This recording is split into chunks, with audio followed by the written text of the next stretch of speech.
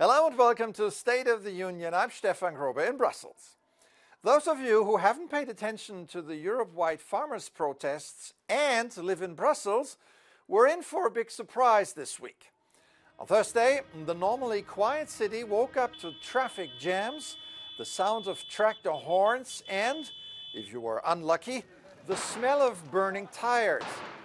The European Quarter, normally a place populated by politicians, officials, lobbyists and journalists, was suddenly a cauldron, as one observer put it. Thousands of farmers rode their tractors into town to denounce what they believe is a deeply unfair and incoherent agricultural policy. Official Brussels said, "I hear you." Proposals to limit farm imports from Ukraine and loosen environmental regulations on fallow lands were some of the measures the EU Commission announced considering the protests. The Commission believes that by taking this stabilizing action, we can help alleviate the pressure that we know our farmers are feeling in order to ensure that they can stay economically viable during these times of high uncertainty. Whether those measures will be enough to placate the farmers, only the next weeks and months will tell. The timing of the protests in Brussels was no coincidence. The same day, EU leaders came together for a special summit that approved the €50 billion aid package to Ukraine. The deal was possible after leaders had pressured the last holdout, Hungary, into submission. Until the morning of the summit day, Prime Minister Viktor Orban had been single-handedly blocking the release of fresh money for Ukraine. What changed his mind is not entirely clear. Some summit participants avoided any public show of triumphalism.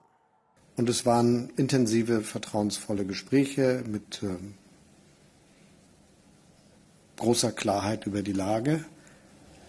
Aber das werden Sie schon verstehen, dass ich Ihnen, so sehe ich Ihr Interesse, nachvollziehen kann, da keine Einblicke durchs Schlüsselloch gebe.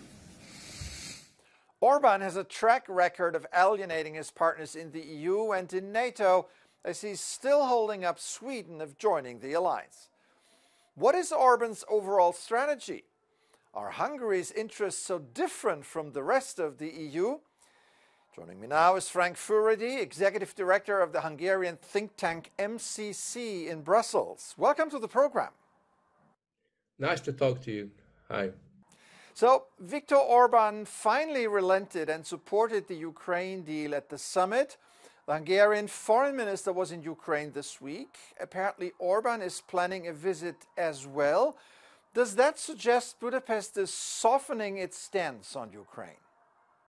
Well, I think that the Prime Minister of Hungary is a fairly pragmatic politician.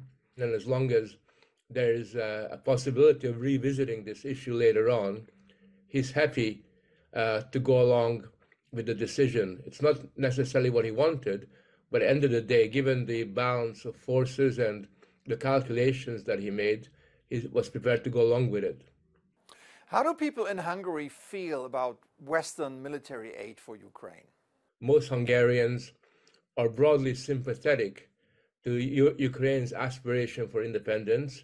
Most Hungarians are also nervous about Russia's sort of presence, as they are about Ukraine. They're both very large countries.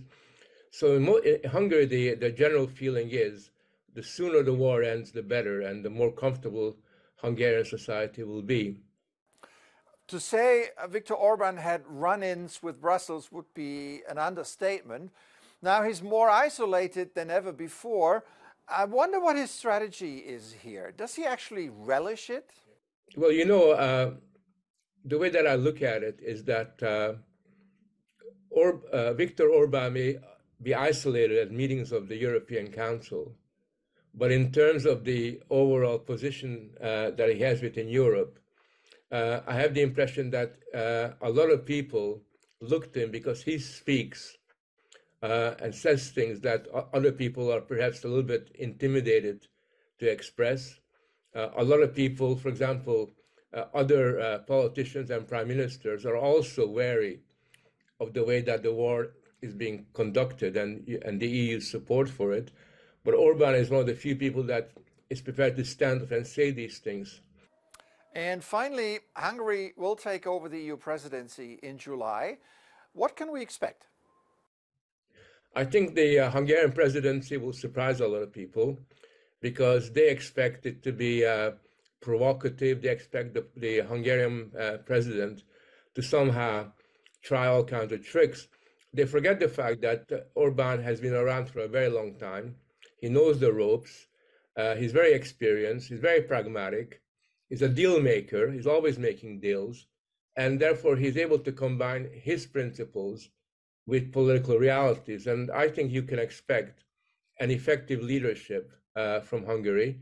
All right, Frank Furedi, Executive Director of the MCC in Brussels. Thanks for coming on the show today. Pleasure. Nice talking to you.